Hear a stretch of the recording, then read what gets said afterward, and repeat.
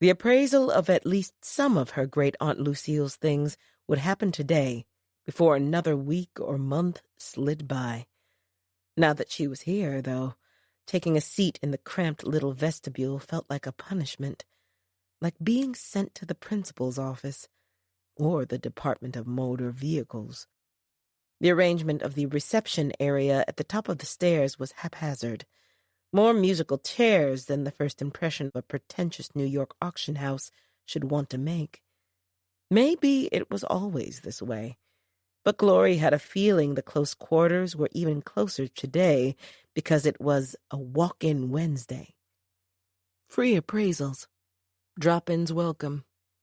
Welcome to wedge yourself into a corral of orphaned antiques with a bunch of other hopeful strangers sitting knee to knee. She looked for an indication that the place was worth the wait, but found instead randomly stacked on the hunter-green walls behind the mismatched chairs a dozen ostentatiously framed but indisputably crappy Victorian landscape paintings, each with its own brass plaque and metal-shaded light. The floor, a checkerboard of buffed black and white, seemed to dare her to cross its gleaming surface.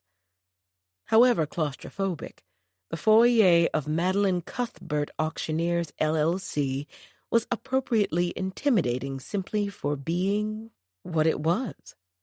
A gateway to the kind of old Manhattan firm with unpaid interns and tastefully hand-drawn advertisements in the style of a New Yorker cartoon.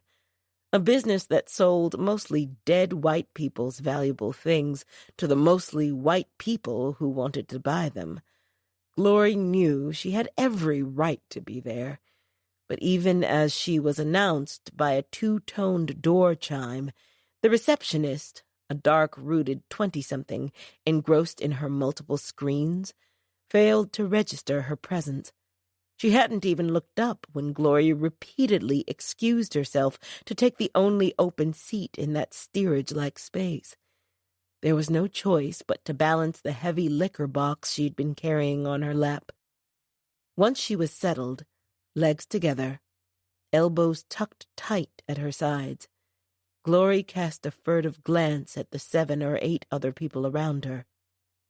They might have been nice enough, nodding and rolling their eyes in shows of camaraderie, but she wasn't in the mood for small talk, or any talk.